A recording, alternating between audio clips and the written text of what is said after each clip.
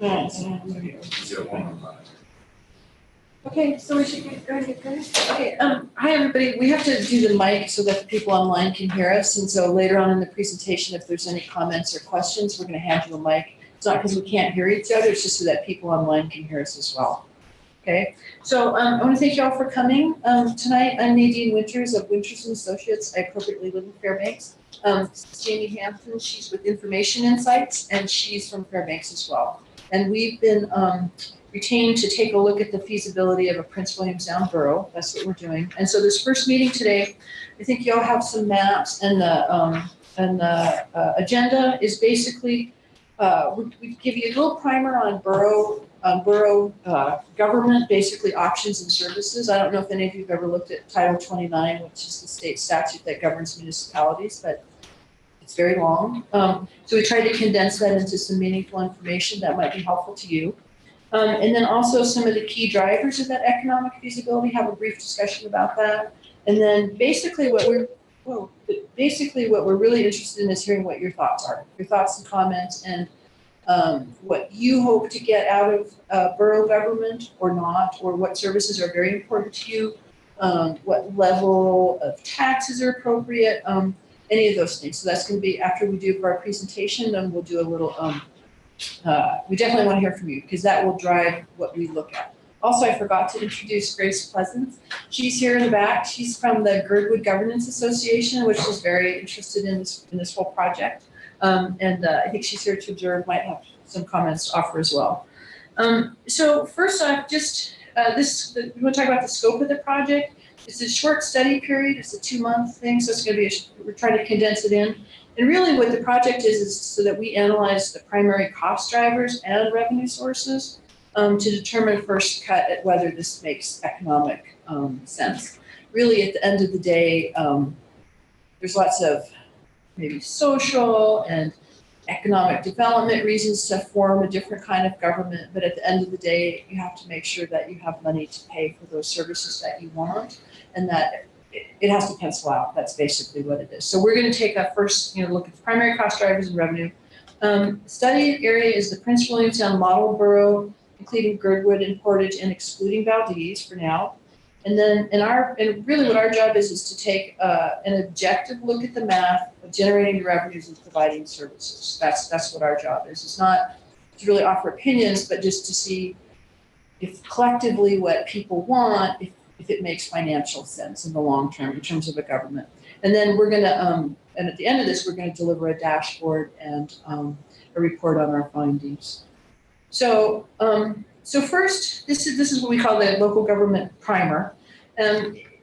Basically, Alaska system of local government, it was created to be flexible. I'm sure you all know that a large portion of the state is what they call the unorganized borough. There's no government structure there whatsoever. The state is always keen to have government just because they view it as a political subdivision of the state, easier to deal with. And then plus, another part of that is that then the state isn't totally responsible for paying for the service delivery in those unorganized areas. So it's in their best interest to have organized governments. But it also was designed to be flexible. Big thing is a desire for local control and minimum units of government. So those are kind of the things. They basically look at if there's economy of scales, and in a borough government, cities are basically formed in, generally speaking, small geographic areas for a particular area. Boroughs tend to be regional governments, larger and regional in scope. So we have organized cities and organized boroughs. Cities, even though we're talking about borough formation, it's good to kind of understand the structure that currently exists in the proposed area. So cities, they can be in an organized borough, and basically they exercise powers within their boundary, and that's usually a single community. Or cities typically don't include large geographical regions. That's where the boroughs come in. City classifications, not to get too wonky here, but basically there's home rule cities, and that's just any population greater than 400 permanent residents. And that's legislative powers not prohibited by law or charter. Generally speaking, Alaska law, if it's not prohibited, they tend to side with municipalities on what's possible. So that's a good thing if you're looking at a borough formation. There's also first-class cities, same thing, 400 or greater permanent residents. And state law, those first-class cities have to basically, whatever's in state law, that defines those powers. And then second-class cities, state law defines powers, and they're significantly less than either home rule or a first-class. That for education powers, so there's the government structure in general, there's cities, there's boroughs, there's different classifications, and there's different ways of delivering services in boroughs. And then attendant with those creation of governments is powers. It's all about powers. And so one of the primary powers, probably single biggest expenditure any municipality is going to have is for education. And so education powers is a mandatory power. Home rule and first-class cities and unorganized borough, they must provide education services. In cities, in an organized borough, that becomes a borough function to provide that education service. So cities and unorganized, they have to provide education. A borough structure, they provide it for everyone, including those cities. There's three mandatory powers. There's a lot of flexibility in what municipalities, borough wants to do, but there's basically three mandatory powers. That means if you're going to create a government, you have to provide these services. That's education, and it's planning, permitting, and land use regulation, which is planning and zoning. And then the third one is assessment and taxation. So that's basically property taxes. Those are, if you create a borough, those are the three mandatory. You have to provide those services. There's a lot of flexibility if you want to do parks and recs, if you want to do cemeteries, if you want to do solid waste, ports and harbors. Those are more in the optional category, but the three mandatory are education, planning and zoning, and assessing and taxation. Property taxation for home rule cities and first-class cities. Basically, you can tax up to 30 mils. I don't know of anyone in the state that does that. Unless you're going to avoid default on a judgment, then you can exceed 30 mils. But then again, I haven't seen that. First-class cities, same taxing authority as home rule cities, and then some cities are more restrictive on property tax, and that's imposed. They can impose that at the local level. Sales tax, I threw this in here just so that you get a sense of different levels of government have different rules. And basically, sales tax is the rate of levy may be limited by charter, or you can basically set it up so it's a voter approval has to be included in that charter. And first-class cities, if you're a first-class city versus home rule, you have to have voter approval. So there again, just depends on what level of government you choose. There's just different rules that apply.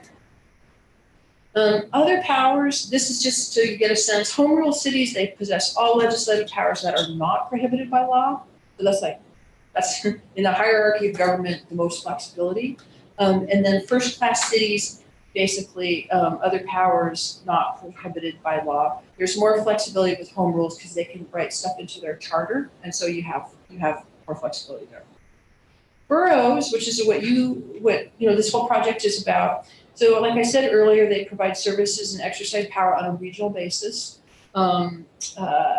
There's three, this is a very important part of the borough structures, is that there's three ways a borough, you create a borough, there's three ways that you can provide services on three levels. And one is area-wide. So if you create a borough, say the Prince William Sound model borough, area-wide means the entire, that entire borough jurisdiction. That's what area-wide means. Non-area-wide means that you provide a service within the boundaries of that borough, except in any cities. So that's non-area-wide. So cities can provide one service, and then that borough can kind of do the other one. So it's really important to understand that you can provide services on different levels, either in the entire borough or in the borough without the cities. And then the third way, which is through service areas. You can create service areas to provide a specific service.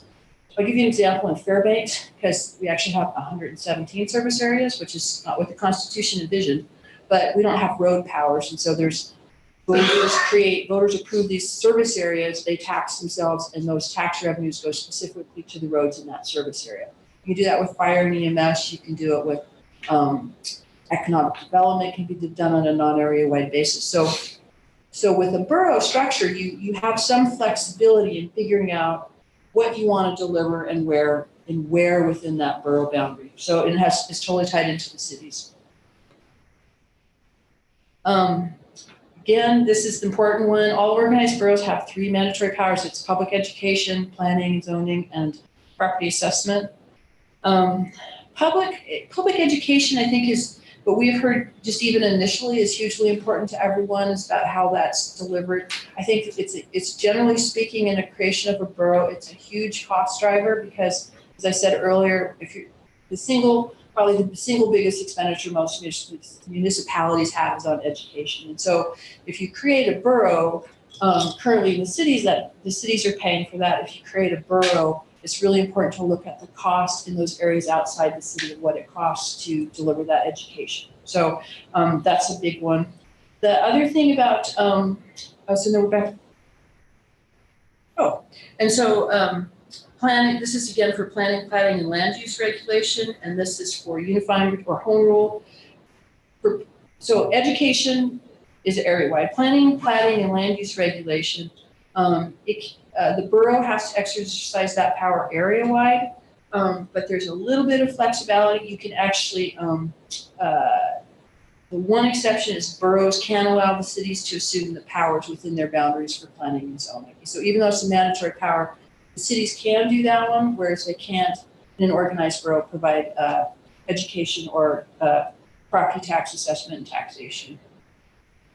Property tax assessment and taxation. Here again, limited to 30 mills, except where a higher levy is necessary to avoid default on debt. It's an interesting provision. I'm not quite sure why it's on there.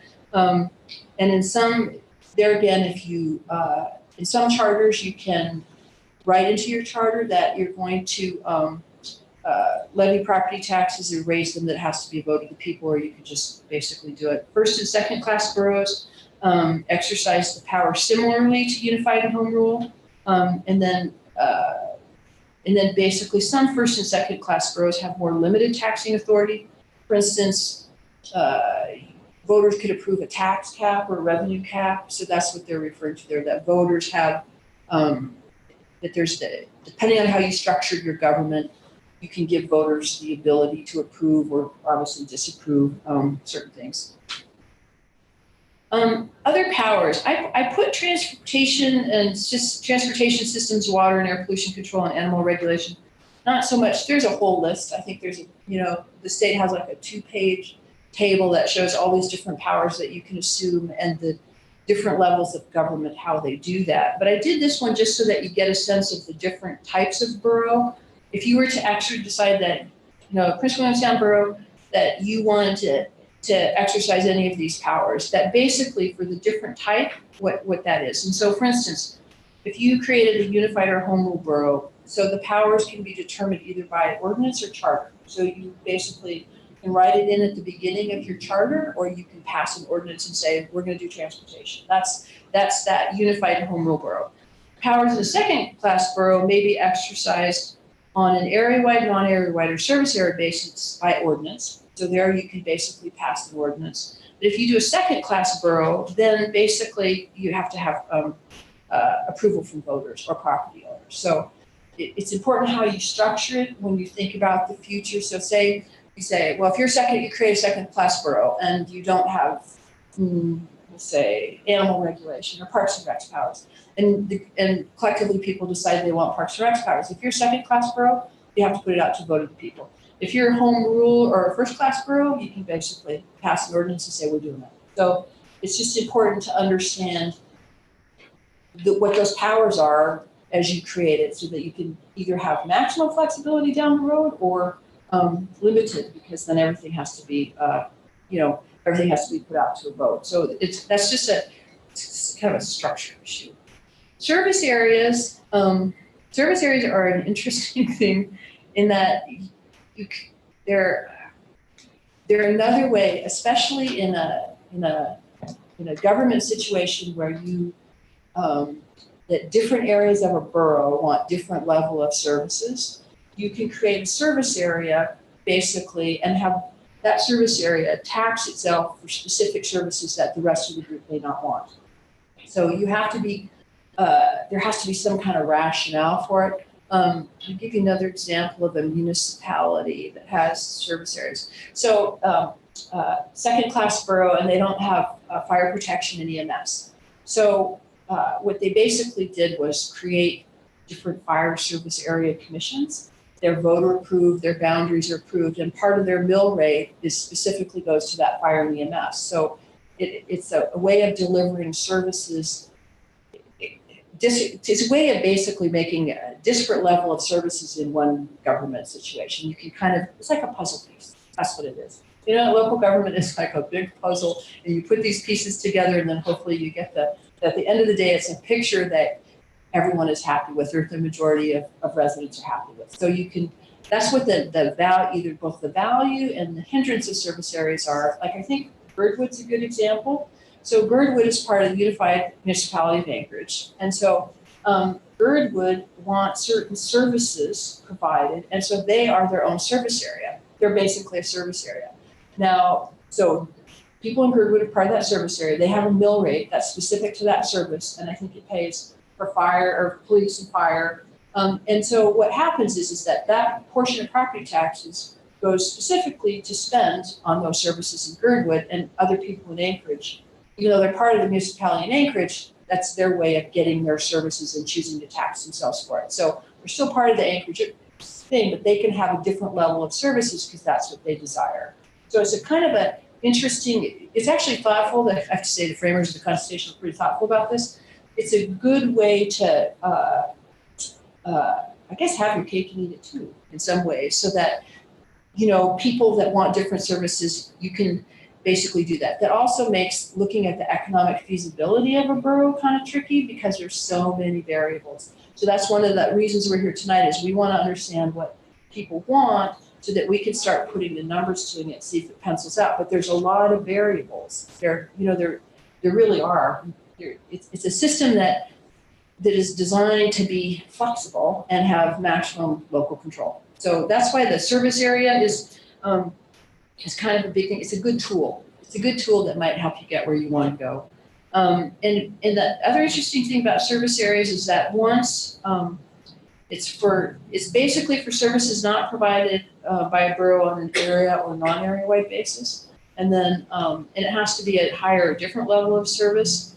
And then there's rules also, state law is pretty strict about once you create a service area, if you're going to alter the boundaries or abolish it or add to that service area, there has to be a vote of the people in the service area. And in the case of expanding one, you also have to get a vote of the people that are going to be annexed. So it allows for a voter approval, since basically, generally speaking, the service area is created, you're going to tax yourself. So, no representation without taxation. So that's why the service area is in here. It could be helpful. It's a tool. So a borough may include a city in a service area if the city agrees by ordinance or approval is granted by a majority of voters residing in the city and by a majority of the voters residing inside the boundaries of the proposed area, like I said earlier. And then the only thing is that they don't let you create a service area. It cannot be established if the new service can be provided by an existing service area or by annexation. What they're trying to do there is make sure that, if one entity, one service area could do it, they don't want two, because basically you've got admin costs, collection costs, and a bunch of things. So they're trying to be economical and maximum flexibility at the same time. I think that's kind of the way that one goes.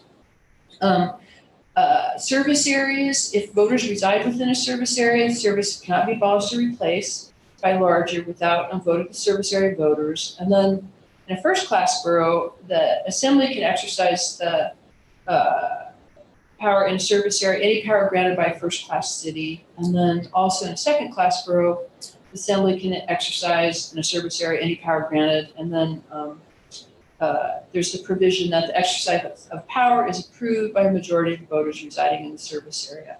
One other interesting thing is that if there's a surface area and there's no voters, which I kind of thought, well, what would that be? But if you think of large landowners then you can create a service area for that as well. Just the landowners have to vote, which I thought was kind of interesting. If you have, an area that there's some service requirement and there's no registered voters, you can get the landowners to approve it as well. The key drivers of borough economic feasibility, for us when we take a look at it, I think the biggie is the K-12 education. That's a service that has to be provided on an area-wide basis. So create a borough, the cities aren't going to be providing education, it's going to become a borough function to do that. And then since it's such a huge cost, you just have to make sure that it pencils that basically the revenue sources for the borough creation are enough to cover the education. It's a big one. And borough taxes is, generally speaking, is going to be property tax. And so that's another huge thing because it impacts everybody in the proposed borough, and whether their mill rate is going to go up, go down, stay the same. I think that's something that we really want to hear from people is that, what is the market going to bear in terms of, are people saying, well, we're happy with our property taxes, but this whole thing is fitting all those pieces together and saying, here's the cost, here's how you're going to get to that, to get the revenue to that cost, and to see if it's something that people are willing to do. Public safety is another big one. I think there's a lot of cases where public safety, if you have paid departments, or even combi like fire departments, paid volunteers, it can be a considerable expense. If you create a borough, the question is does police and fire and EMS, is that going to be provided in there, or does that need to be a surface area? But that potentially the larger area, the larger area that you're going to provide that service to, the higher the cost. And so that's a pretty significant one. And then transportation and roads. Again, if you pick up transportation powers, then you have to pay for it. So those tend to be the biggest cost drivers, or biggest economic issues when looking at this. The other ones, like I said earlier, there's a whole page of different powers that you could do. Generally speaking, those are way lower cost and lower impact in terms of financial analysis. And so we're kind of starting with the big ones to see if this makes sense for people. And so I'm going to let Jamie take over. This is some of the current taxes and revenue that sort of give you a sense of what's going on. So now you're going to get a little bit more specific on what's going on in the potential Prince William Sound Borough area. And, as Nadine mentioned, we're looking at costs, which are services in this case, and revenues, which are often taxes. And I would say that as I go through this, we'll be kind of applying a lot of what Nadine just said. I want you all to start thinking about how do you, either individually or as representative of your community, want to see this affected or included in, how do you want it to be affected by borough formation? That's really what we're hoping to hear from you today. So up here is a simple table, just looking at the tax structure right now in the three communities that would be in the three communities and incorporated areas in this potential Prince William Sound Borough area. And as you can see, we have the property tax pretty similar between Cordova and the Girdwood Valley service area, which is different than the municipality of Anchorage, which, as Nadine mentioned, that there can be differences in taxes in service areas. Whittier, much lower. And then looking at the property tax revenue, you can see why we've been talking about money. Oil and gas property tax, less. But with the overall look at total property tax revenue, again, being rather substantial, especially when compared with some, but not all, of the other areas. Sales tax is another substantial revenue source. And as you can see, there's sales tax in Cordova and in Whittier, and that's really substantial. Bed tax is not broken out here, but you can see we have included bed tax and rental car tax together in the total for other tax revenue. Again, substantial, especially for Girdwood, because that's looking in addition to bed tax, But with a 12% bed tax in an area that has a substantial number of visitors, it's a very large number. And then you see that last one is specific to Whittier for the passenger fee through the tunnel. But again, a rather substantial amount of money. So that's just an initial look at what revenue streams exist now in these communities. And so as we look at borough formation, there are many sources of revenue, and we will consider all. But the ones that are really under the control of the communities looking at borough formation are these. And so we're talking about property taxes, both real and oil and gas properties, sales tax, and then other taxes, rather ominous, but this can include bed tax, car rental, head tax on visitors, for example, raw fish tax, severance, which is often on fishing, so another tax on fisheries essentially, can also be on timber logging, fees, and then personal property. An example of that is in Anchorage, there's taxes on airplanes, personal airplanes, recreational boats could also be an example of that. There's many opportunities for that as well. And so then to the services to consider. So as Nadine mentioned, education is absolutely required. Borough formation would replace the educational powers of the regional education attendance area and cities. Land planning and regulation, though that can be deferred to cities that currently hold those powers, and to levy and collect taxes for city and or borough taxes. So those are the services that we will absolutely be considering in the study because they're mandatory. And so on education, we wanted to, since we've heard quite a bit about education already, we wanted to just dig a little bit deeper, and we're very happy to take questions. But currently this state statute prescribes the number of school board members based on number of students. So there's a fixed number based on the area, the number of people on the school board. But interesting point is that if an area is moving from an REAA to a borough, that can be changed by the voters in terms of the number of people on the school district, on the school board. And additionally, there are bodies, advisory school boards. And it's a borough school district board may establish advisory school boards and by regulation prescribe their manner of selection, organization, powers, and duties.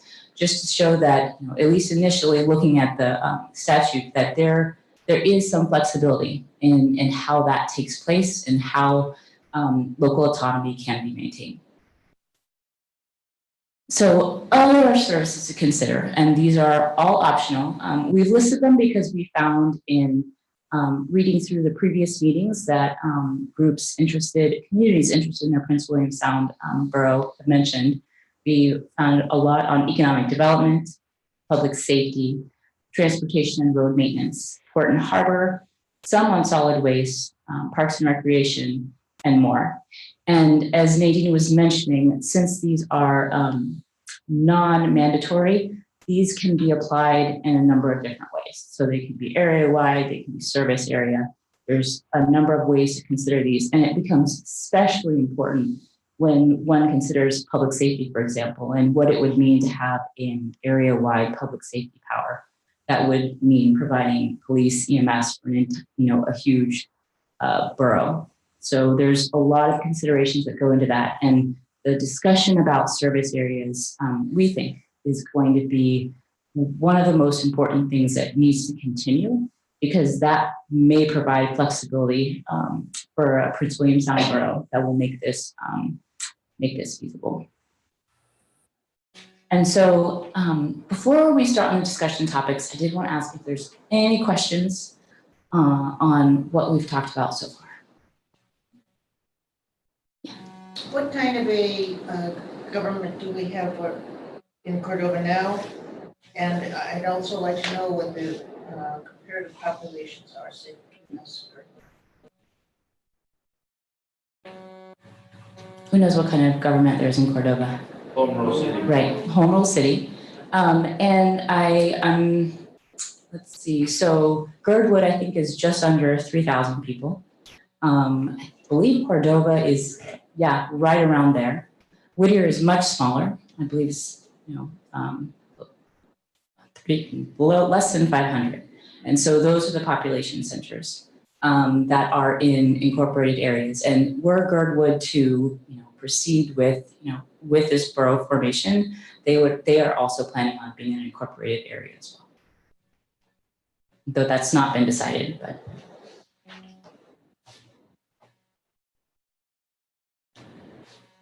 But Girdwood is the biggest community. Yeah, population-wise, it's very similar to Cordova. Officially, Cordova is around Okay, 22 now. Yep. okay.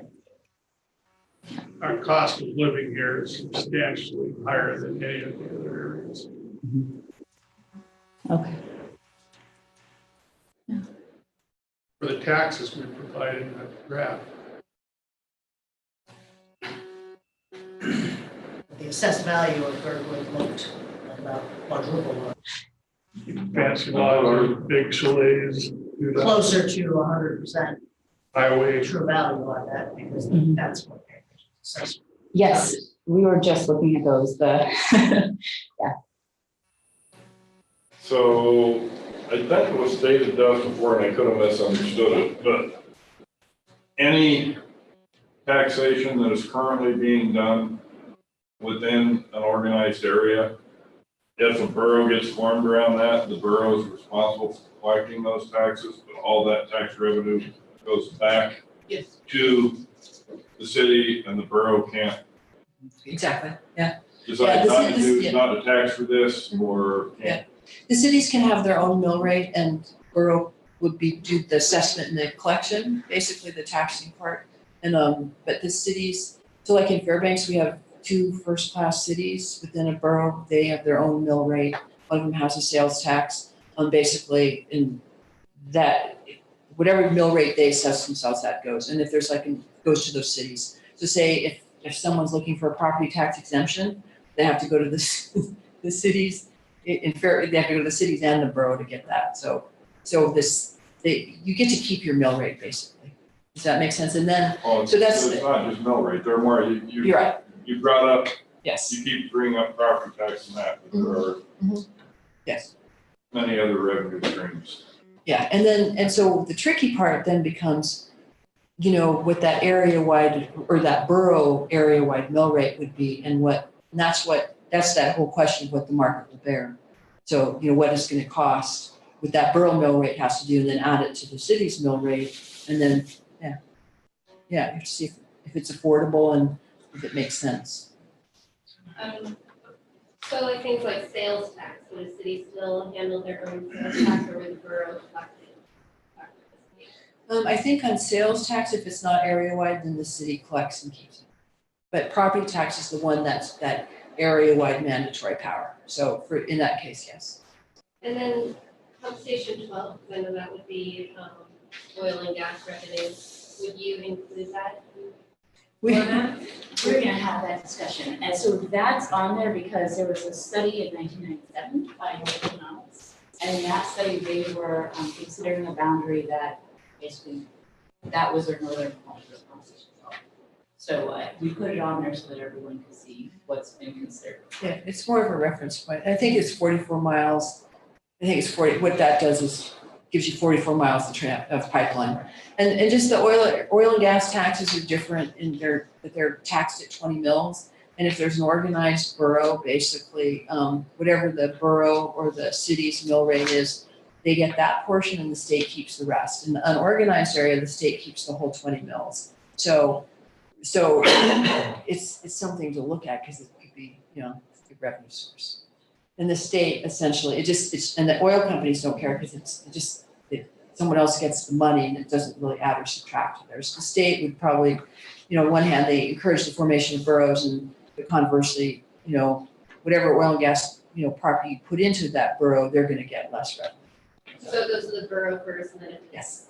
the city has more than the city gets. Yes. The rest, whatever the 20. Yes. Yeah, it would be that. Yeah, well, because since the borough does all the taxing, but yes. Yeah, essentially. So and that's why I think Northern Economics looked at it, because, 44 miles of pipeline is a lot of money. I'll say that the state assessor gave us a kind of thumbnail sketch saying that the oil and gas pipeline would look to generate somewhere between $2.5 to $3 million of just revenue that currently is going to the state, but that could go to the borough. Exactly, and we've had a number of conversations with the local boundary commission, and we did ask that, so on one hand, they want it to make sense, but on the other hand, so we said, well, would you view that as a grab? And they're like, well, put the boundary where you want. So, and that again is something to look into that whole puzzle piece to see if, that $3 million offsets cost of service. Yeah, but that's, I'm sorry, she's had her hand up. No. So can we do Jill? Oh, sorry, she's been waiting to hear one time. no, she's fine. So I guess there's a lot of other land besides oil and gas within what would be the delineated boundary. Mhm. I imagine that a good percentage of that is federal. Yep. Or native corporation land. To any concept of how much is taxable? We talked to the state assessor, because we're of course curious about that as well, and basically he said not a lot of private land outside the incorporated cities in that model borough. Yeah. And I don't know what the definition of not a lot is, but I think not a lot. And so, one of these maps actually has some, it's the most colorful one, has has some of the ownership. And so part of what Nadine and I will be doing as part of this is, it's pretty easy actually to find out the assessed value and then estimate a revenue amount from the areas that are incorporated, from the property that's in incorporated areas. But we'll be having to go to the state to get an estimate of basically the assessed value of any taxable land that's in the Prince William Sound area that is taxable and not currently being taxed by any entity. Some of that, even if it's native or federal or exempt, if it's doing business, there will be assessment interest. Right, and so for native corporation land, it's exempt from taxes except if it's developed or leased. And then for national forests, for example, there's a payment in lieu of taxes that's provided. And so there's a really standard way of looking at all of that, and we will capture that in this study. Okay, we talked about the 20 mils that is collected on oil and gas, but it's whatever portion of the borough tax is, because that would be in the borough, that would not be in any incorporated city. So if we've got a 12.35 mill rate here, 12.32, and Girdwood's got the same, to capture that whole $3 million or whatever they're talking about, we gotta have a 20 mil borough-wide tax on top of our local tax to capture that $3 million. Yeah, and I think currently, I don't know of any where there's oil and gas property, I don't think anyone's at 20 mils, so the state, I don't. Well, Valdez, Valdez, excuse me, never mind. Right? So Valdez, but, yeah, so you're right, exactly. So this, So it's not, you're gonna capture the whole 20 mils, but whatever your mill rate is, you're gonna capture that portion of it. And I think that's. well, I understand, but that'd be the borough's mill rate, and that'd be on top of any, Not on Local top, mill rate. within the 20, No. not on No, top. within. yeah, No, but it's not on but top of 20 mils. if Cordova has got, if it takes 12.3 to run it, it takes 12.3 to run Girdwood, if we wanna get half of that, let's throw half of that $3 million, then we gotta throw another 10 mils on top of that for the borough area service-wide stuff. So you'd have 23 mil tax rate when you got into the communities. Grace? So the state assessor shared with us that the way that, I guess, communities deal with that is the state will have a maximum of 20% on oil and gas. That's the highest in mill rate that anybody can do, okay?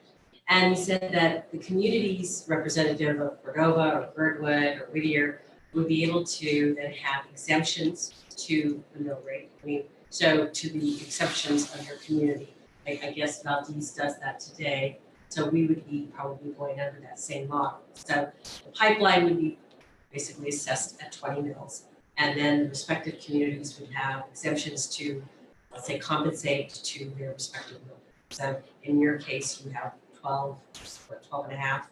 So you would get, you would formulate some sort of exemption, I guess, that will allow Cordova's residents to keep their 12 and a half. The same thing for Kirkwood or same thing for Whittier. We don't have to have another 20 mils taxes on the No. process that we already have. Right, I mean, I guess that's the, I don't wanna call it the fuzzy math, but that's what the state allows and that's how it's been applied We to. could lower ours if we're getting more.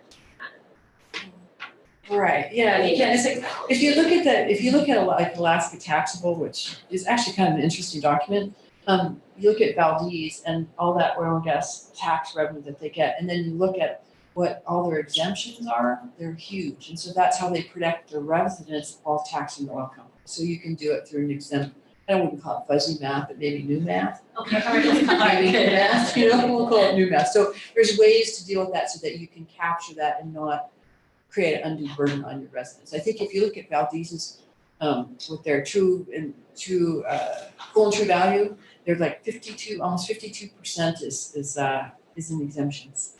So, And another, unsurprisingly, North Slope Borough is also a really interesting example of a borough that has a substantial number of exemptions. And there's a reason for that, because they're, have a mill rate to capture the value. They offset the cost of living even by giving other city services for nominal Correct. fees. Yep. Where we pay for that. Yep. Free natural gas for one. Just to remember though, this is all contingent on Valdez agreeing to be part of our choices here. Right? No. I mean, they're all for getting into this borough. We're doing this analysis not including Valdez. Why are we talking about the pipeline? We're gonna grab 40 just because miles. that model borough boundary kind of can shift depending on whether you want to capture some of that pipeline and some of that revenue. I don't think Valdez is going to resist that. This is not in outside the. It's outside, Okay, it's all right. outside of their municipal boundaries, so there's a little bit of that on the table. Okay. Does that make sense? So in capturing that 45 miles of pipeline, Mhm. what else do we capture with it that will be Exactly, that's on what the they know, negative exactly. side for it? Exactly. So that's, and I don't know that we drew the pipeline through that land ownership map, but that's what we have to look at. Because if there's no, if it's all non-taxable land and no services that you have to provide, then it might be a good deal, but conversely, that's what you just have to very carefully analyze to make sure that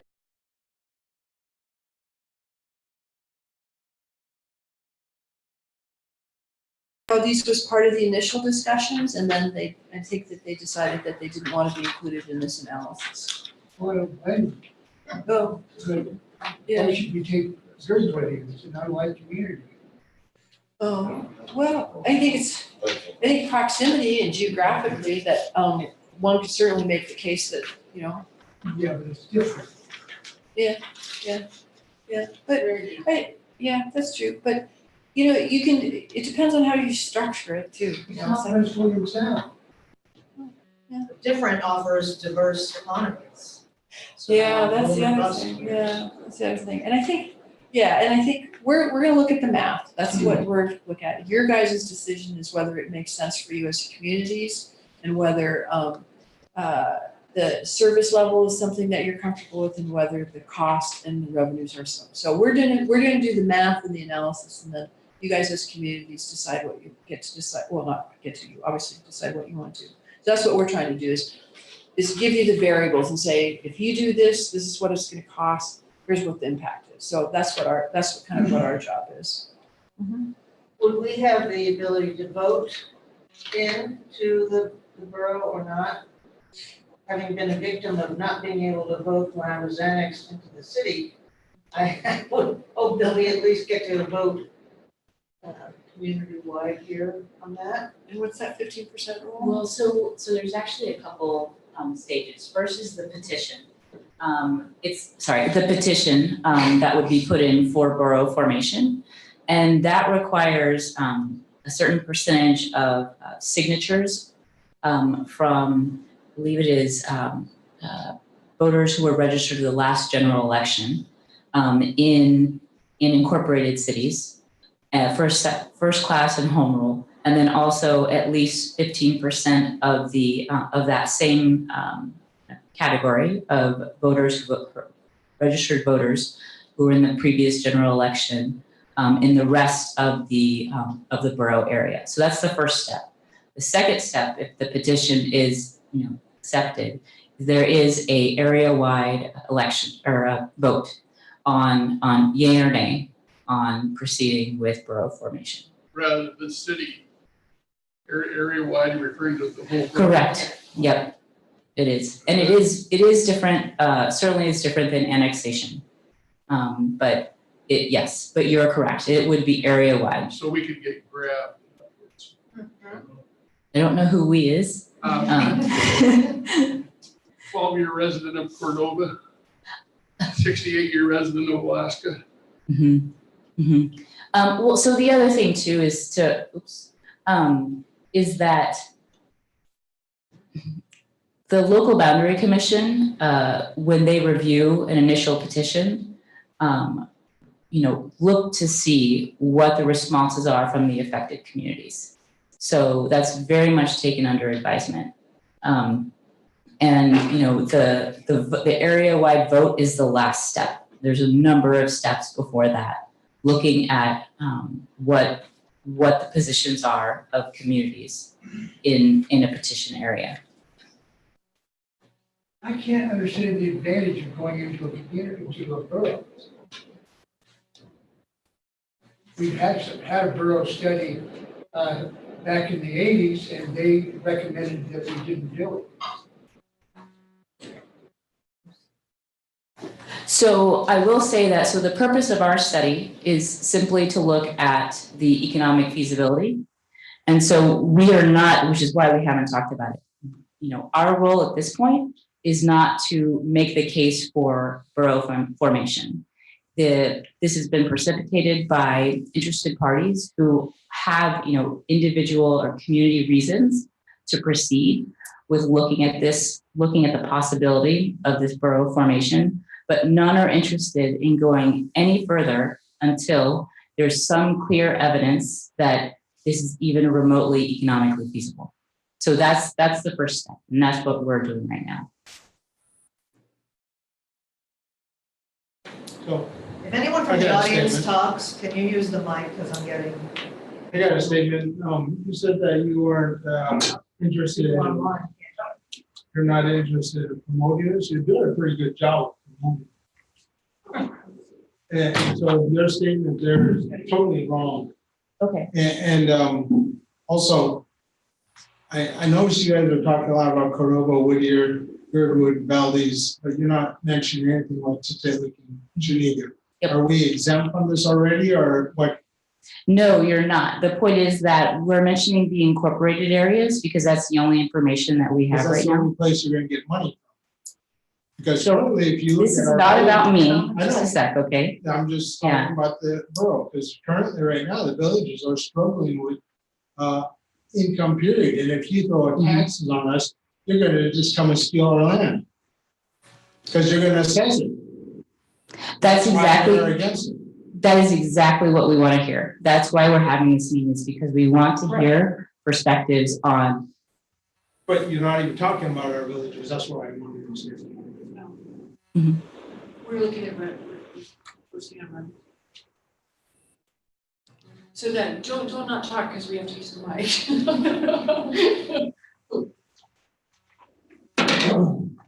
I guess I just want to give a little background about why we're doing this feasibility study and how this is just a kickoff meeting. It is just to get initial information. So having concerns about village and taxation on villages is a really valid point. I think that's a good thing to bring up so that they can study that and see what the impact would be and how much taxation it would be, and if there maybe could be some exceptions to high cost of living. Like we have really high cost of living in Cordova. We pay for our schools. I think that's, at least for me, a big concern. I know you guys brought that up, that looking through that to see maybe how much of our mill rate currently just goes to the school district, how much is costing our community, how much we're having to pay for it. And maybe we can find some creative solutions to offer the same level or better, would be my hope, of education and not taxing us higher, hopefully cutting those costs or keeping the costs the same and providing better education. So I think, at least for me, I really like the study to focus on education. I like the list that you guys had. I think for public safety, at least from Cordova, we have a lot of departments in the public safety. We have a full, almost full police department. We have fire department. Troopers, list kind of goes on. Economic development would be something that I'm really interested in, see how we can grow our pie a little bit, collecting other revenues. We heavily depend on commercial fishing and subsistence living here, so higher cost would be a concern for people here.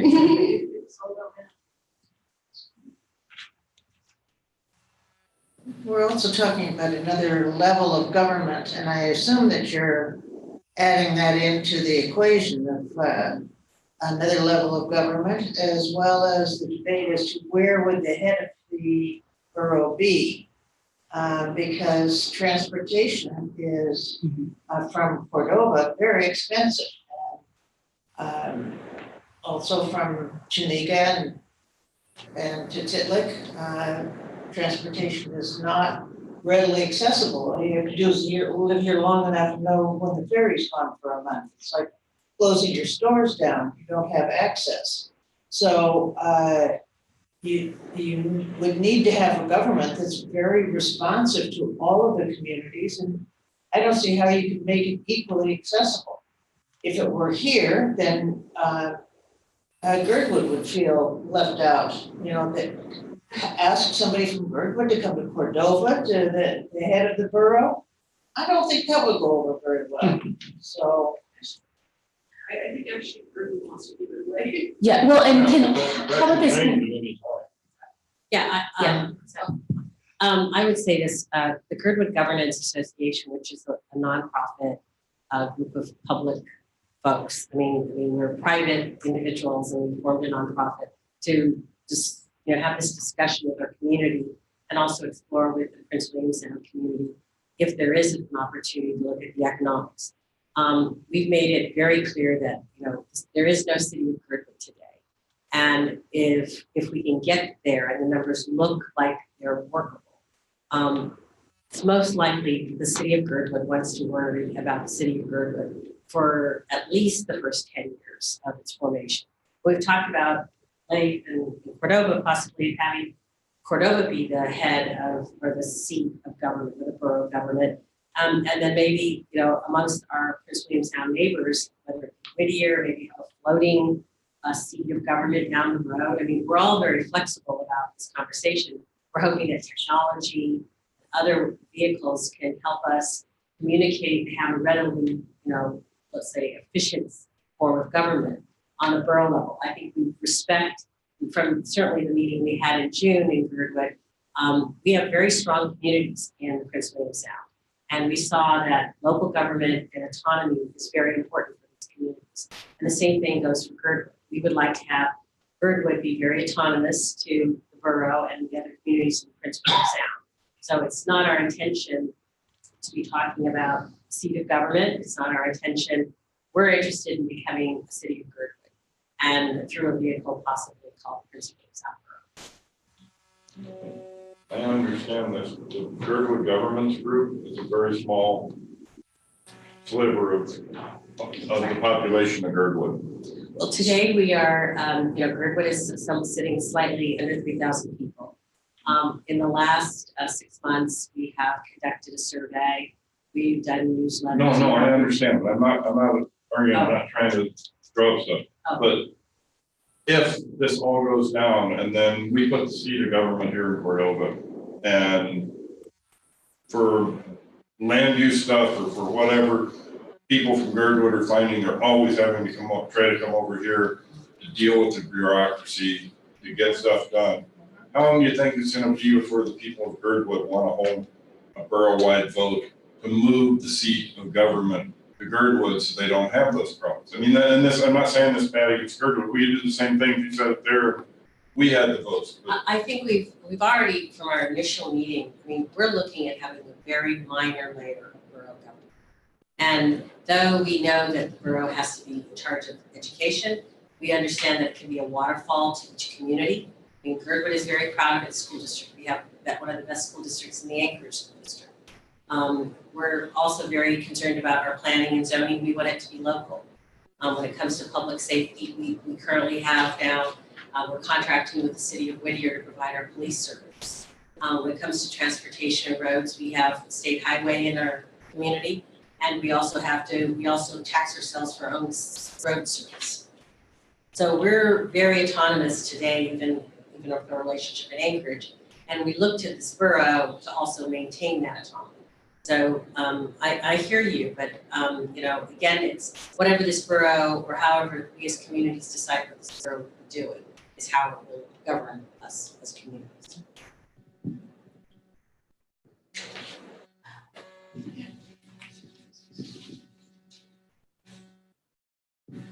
I think Cordova's really proud of its school district too, and the whole idea of this is to share that with other people. If Girdwood has something great going on, I want to know about it. Let's share it. If we have something great going on, share it with Titlet and Whittier and Keith. And kids can move all around the sound and do parts of years or semesters. Yeah, so. Okay. Excuse me. Although you showed a bunch of numbers up there in the 3 million range, you didn't show anything about what jobs are going to be created and how much of that 3 million is going to get depleted because you created jobs for somebody. Whether it's here in Cordova or in Girdwood. Now you just dwindle that good-looking $3 million numbers you threw up there down to about $1 million because you're paying so many people to do the job of managing the borough. Oh, okay. Well, I think that what this project is for us to do the math. We haven't done the math yet. I think generally speaking, that's the whole thing. We don't know that. The state has some estimates that if you want to do the planning and zoning and borough government, it costs, $300,000 a year, something like that. They have estimates.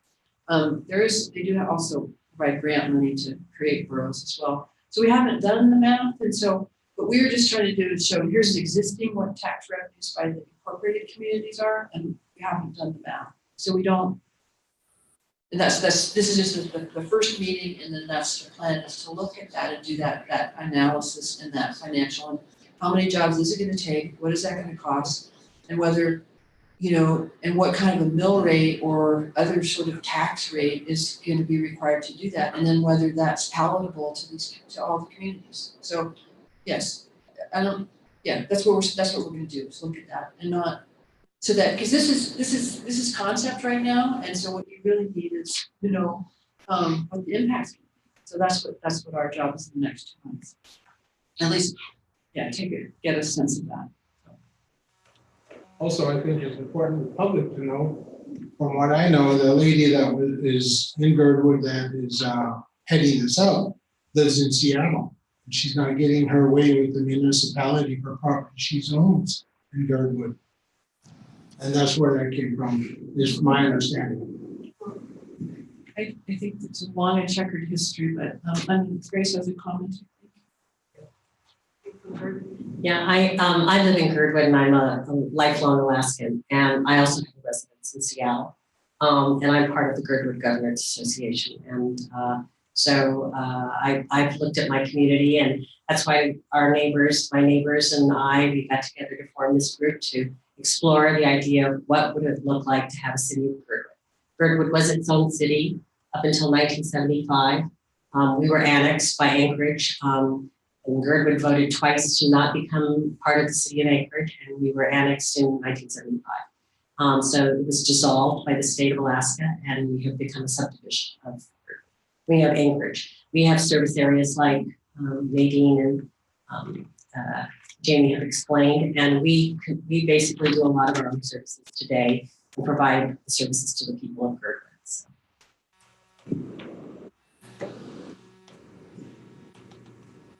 And I'd like to ask if anyone has any other thoughts on the importance or goals or expectations that you have for any of these services, from education to public safety to port and harbor.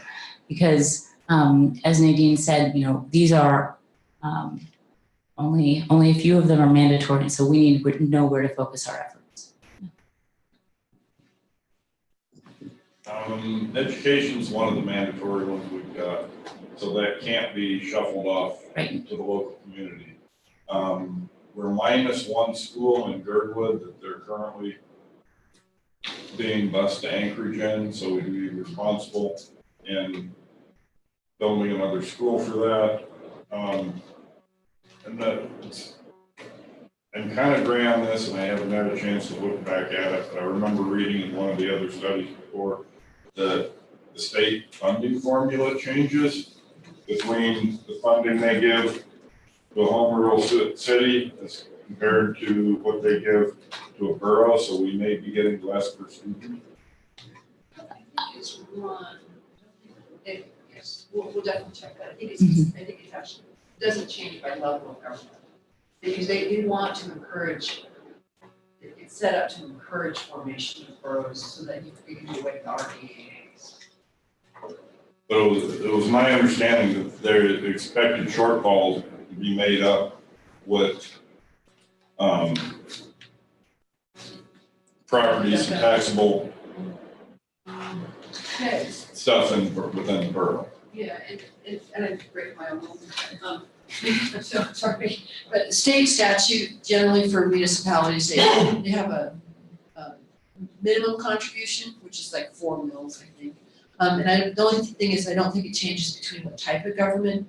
It's either, if it's a city or a borough, it's that foundation formula stays, I think, doesn't change depending on what type of government. Either you have the power or you don't.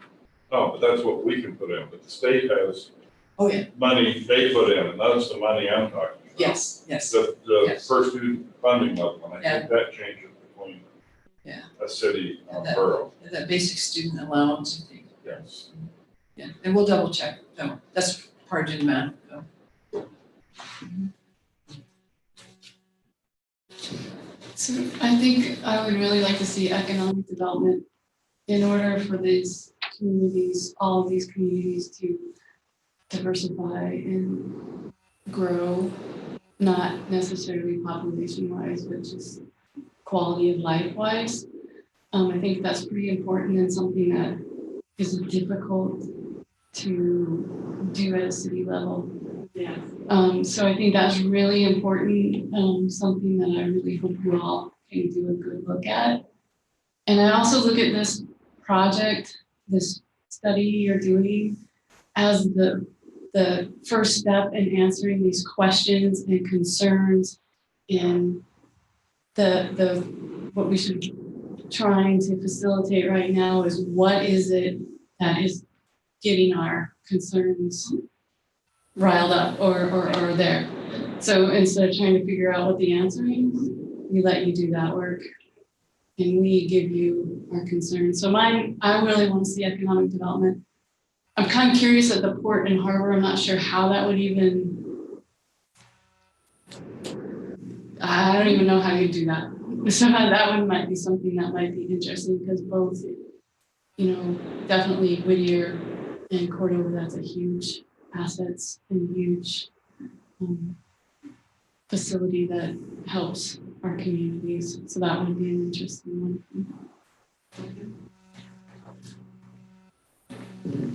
Other thoughts, comments, concerns?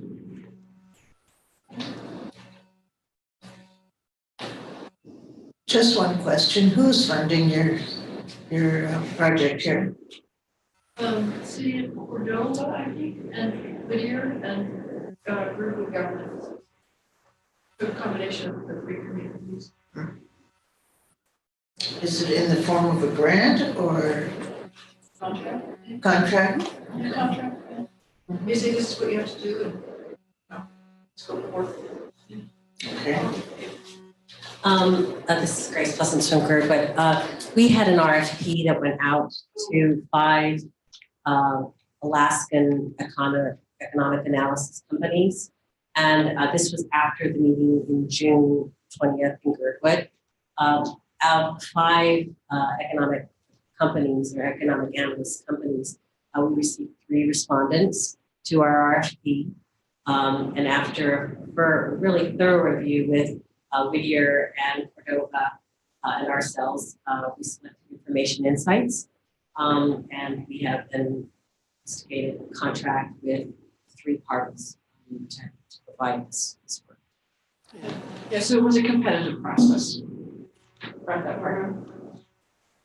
Other comments, thoughts, issues? Question.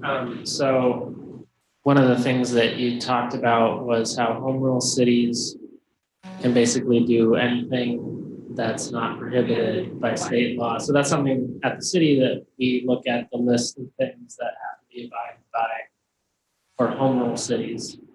Does that change at all when you have a borough on top of that? Yeah. No, I don't believe it does, but I would double check that, because I know no one's asked me that question specifically. Generally speaking though, generally speaking, I'd say no, but I would double check that, so. Because a lot of it is planning and zoning, but there's other areas as well. And it'd be interesting to know, especially for planning and zoning, since the borough is responsible for planning and zoning, but if the city does its own planning and zoning, if that's still the same. Even though planning and zoning is a mandatory power of the borough, right, it has to do that. Oddly, that one, you can confer some of that to cities. And so it just depends on how that works out best, whether you would want to have that separate. You know, conversely, if you look at the costs and the cities still do their own planning and zoning, you know, that might make sense, and then you're not paying a bunch of adding, you know, staff and bureaucratic costs. So that thoughtfully, that's the one that they allow you to do. So that's something that we'll take a look at. Planning and zoning is, you know, mostly admin costs, assuming that you have a decent mapping system. So it's mostly admin and it's not a huge cost, but we'll look at the, not just looking at the cost, but how actually that would work. But that is allowable to do that. On that same note, if the borough, okay, so let me ask this question first. So the borough would do the planning and zoning outside of the city boundaries. If the planning and zoning stayed with the city. Yeah. Okay, so is it possible to have the borough zoning within a city department rather than hire a borough planning and zoning person, which I would imagine in the land outside of organized cities in this particular case. It's not gonna be a big zoning challenge. Yes, I would agree with that. So no, we'll take a look at that for sure, because that would make sense to just have one city, just assume, you know, you could have a city assume it with the borough, especially if the land's non-area wide outside organized area. So yeah, that's a possibility. That's a good idea, actually. Saving money already. One thing that I was curious about was the shared state taxes, like the state shares the fishery tax with us, that's how we get our raw fish tax for Cordova. If we could look at that to see if there's any other ones that we're not capturing by not having an organized borough in Prince William Sound with floating processors and how all that would be shared. And if there's some other ones that I'm not thinking of that the state would share with an organized borough. Yes, definitely. And then my other thing is if we form a borough, can we put in the charter saying that to change certain aspects, like maybe the seat or other concerns that we have would need more than a simple majority to change certain things that we hold value? It seems like a lot of people are talking about like a supermajority. Yes. I don't know, I honestly don't know the answer to that, but like a supermajority, sort of like Anchorage has it for tax cap. If to go over the tax cap, you have to have 2/3. I think you have to have a 2/3 vote. So I think, I'm not sure specifically the answer, but we'll definitely check. If home rule cities can do it, I would imagine home rule boroughs could do it in the Right. charter as well. But usually you just think majority plus one. So we've been talking about taxes going through the borough and then becoming the borough's taxes. So would the raw fish tax that Whittier and Cordova capture right now end up going to the borough? And then we lose that revenue to be split up between the region? I do not think so. I don't think so, but we don't. That stays with the community. Yeah. Doesn't have to do The with- borough would share. It goes to. Everything I outside. think the only tax that the borough has to do is property, right? But they'd get their raw fish tax from somebody parked behind that island, if that was part of the The borough. lands outside the city that we don't get any.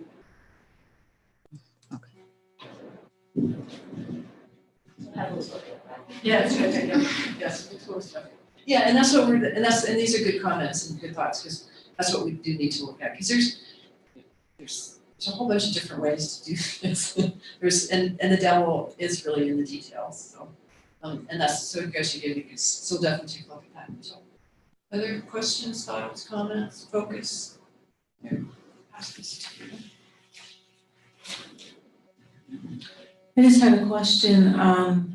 There was some talk about another tax for the commercial fishermen. So I didn't know if I misheard that. And also, is there any other taxes for the residents of all of the incorporated cities that they currently are getting taxed for? Right, so none of this is for certain. There's certainly the opportunity, if one could call it that, to impose more taxes. And so, so here are some of the, so there's property and sales taxes that, a borough could impose on top of what cities do. It's an option. And then also these are the other taxes. So there's the fisheries business tax, which I believe is the raw fish tax, and then severance, personal property. All of those could be imposed by borough, even if those are already being levied by cities. And that happens actually in a number of areas where the borough does that in addition to what a city, incorporated city does. So it's possible. Part of the discussion we want to have tonight is to find out, what's the level of interest? What's the sense that, for example, the fisheries or other industries could bear, additional taxation? So. We are the fishery. So you're asking us if we want to pay more taxes. I am. Yeah. I am. Yeah. So that is the personal property tax. We need the snow machines and four-wheelers, airplanes, those could really add up a lot, stress the community. Did you say stress? Stress, Yes. yes. And these are options. These are options and they're possible tools that you may or may not want to use. We're just trying to show you that there's an array of ways to get there or not. So the formation, what the government would look like as a borough. So there's council, or what does that look like? And if there's a certain number based on all the residents of the borough, and is it just a group, like everybody votes on, there's no, if this area is bigger, they have, bigger representation? And also the same question for school board and what that looks like. So for school board, interestingly, state statute for school districts is that if you have less than 5,000 students in your school district, that they say you should have a 5-member school board. And if you have more than 5,000, you can go up to 7,000. And with the exception of an REAA that goes to a school district. So the voters get to decide how they want to do it. So that's how it works on the school district level. But I was curious about, what we did get an answer to by tonight's meeting, was in that school district scenario, if you can have those school board members by district or if they're all at large, right? Because I think that would be an important factor to know whether you know, you can have a Cordova seat and in the non-area wide seat. So that's what, I do not know if you can do it by, you know, some assemblies can. So that's what we don't know in the school district, but I think that's an important question. We just didn't get the answer by tonight. On the assembly level and on the borough level, there's an assembly and you can do those by district. Anchorage does it by district. Fairbanks doesn't, they're all at large. And so that's just something you decide at the beginning. So sort of allocate those seats so that there's, you know, geographic representation. So, and I don't think that there's a limit on the number of assembly members. Oddly, school district, yes, and assembly not. Did that answer that? Okay.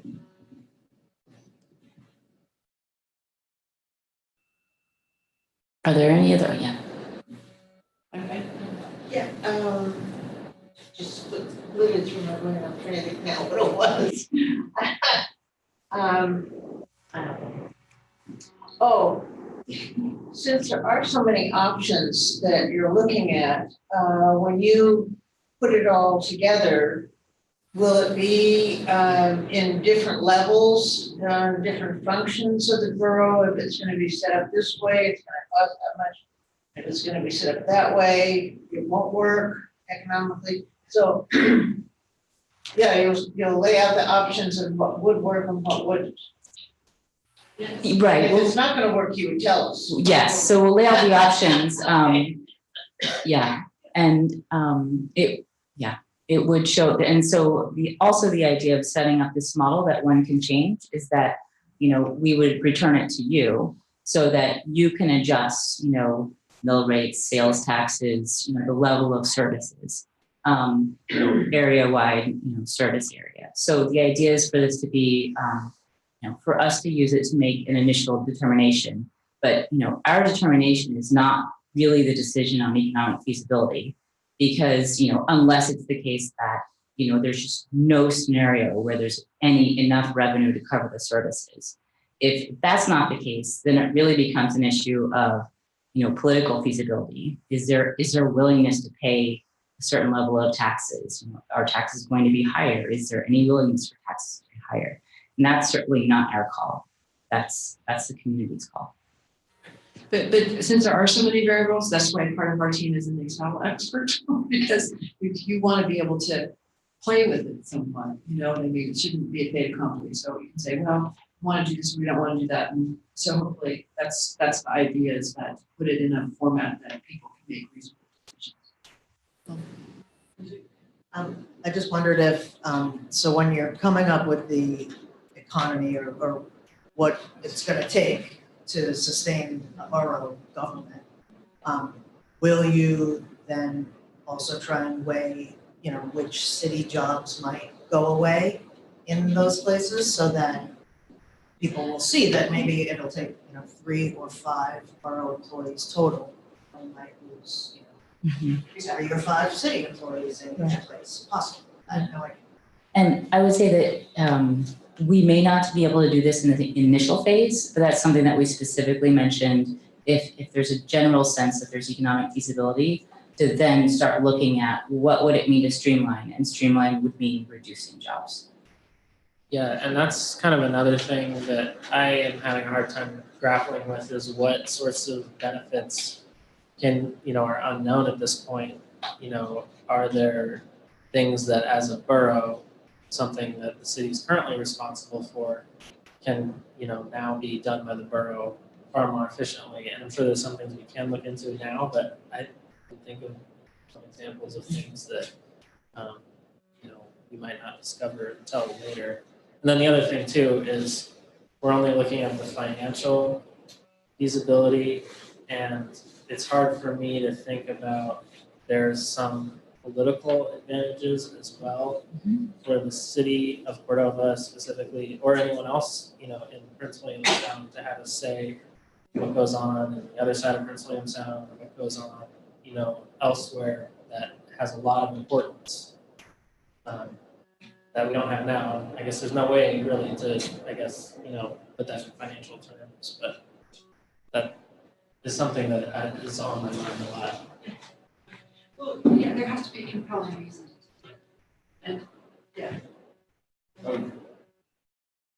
sorry to harp back to schools, and I'm professing my ignorance here, but what's the school structure and funding structure currently in the villages, Diga and Pickle? They're an RAA, a regional education tenant. So the state pays, so the state basically pays. It's different from the foundation formula though, it's a different funding formula. So I think that's my question, but might be what you were referring to. Yeah, I was wondering how much of the, Can I add to that? Because they're part of the Chugach School District. And so it's Titilla, Chaniga, Whittier, and then they have a big homeschool program. And they are not, they have already written a resolution that they want to be a part of any say-so because they are not on board. The Chugach School District is not, they're not.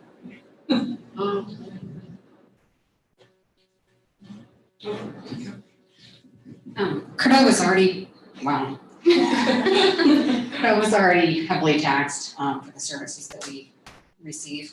And you mentioned we could have exemptions to the property and sales tax. I was wondering if those other taxes could also be afforded exemptions for the year-round residents. Say if we are adding a fisheries tax of some sort, could the, okay, so that's a possibility. Right, or you could choose not to do it, just because it's on the list. But we could capture our people that come in just for 3 months in the summer and, okay, thank you. That's what people try to do these days.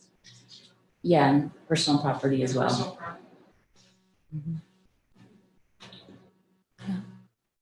Are there any other considerations that we should take on taxes? Again, this is not the last opportunity to weigh in, but for this meeting. All right, let's see. So we've already talked about boundaries. So I'm going to move us forward. And I think we did talk, is there any other thoughts on the seat of borough government? We certainly heard about, the difficulties, as well as the opportunity for a moving seat of government. And then, of course, with the availability of technology, the possibility of basically distributed government, so having different services in different communities. So those are, the suggestions that have been laid out to us. But I'm curious if there's other concerns or points that we should consider in this analysis.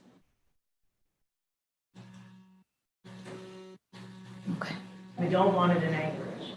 Okay. There are some borough governments with seat You're right. in Anchorage, right, and school districts. I know that there Oh, are sure. some West school districts. Yeah. I would think that moving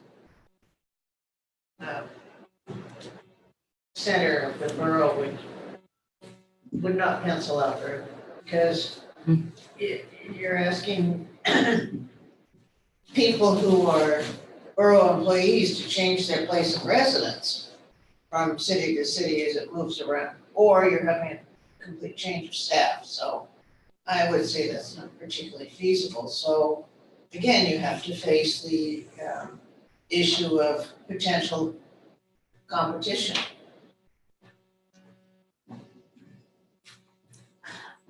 Or if borough managers are anything like city managers, they're gone every few years anyway. Yeah. And if the city governments within the existing cities, including the city, can pick up the other things we talked about, it's a possibility, we don't know yet.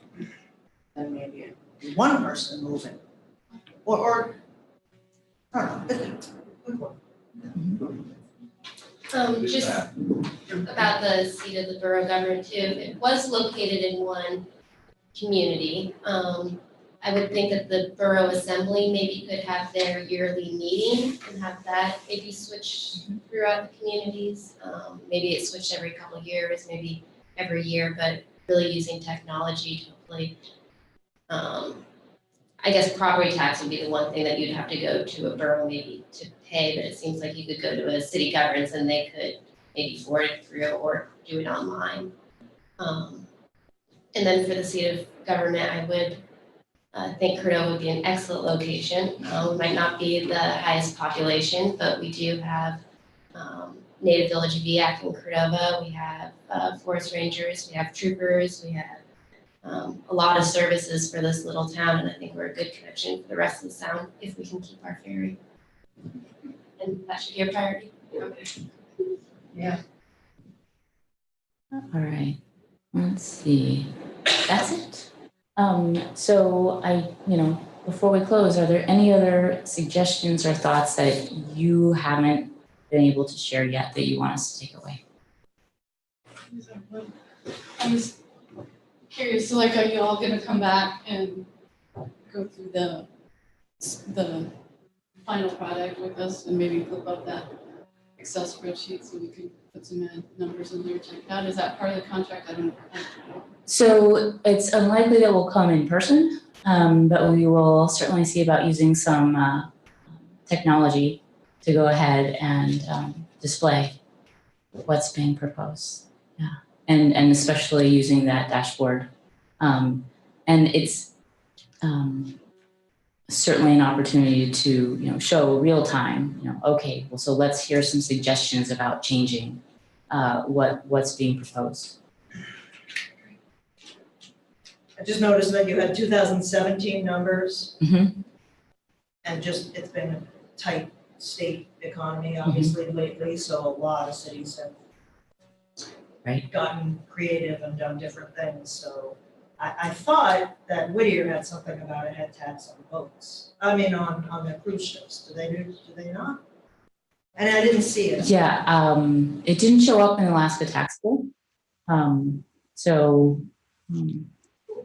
I don't know if you had ours right either, because I don't know if we put it exactly. Okay. Just that we are 6% sales tax and then 6 on top of that for accommodations and parking. Okay. But you said that is Birdwood 12 on accommodations and parking? Yes, and that's the Anchorage bed tax area. Yeah. Yes, I do. Right, and I would say that we recently, as of this year, we have a new tax on gas. Right. And that's just an Anchorage tax. And our Tesoro station at the corner of Alice Highway and the Seward Highway is the busiest gas station in the state of Alaska. So we know that it's capturing a lot of total tax.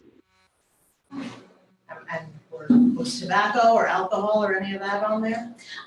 So none of the, at least from looking at Alaska Tax School, none of the communities that levy taxes in Prince William Sound area have tobacco or alcohol taxes. Anchorage does. They have a cigarette tax. They also have a marijuana tax.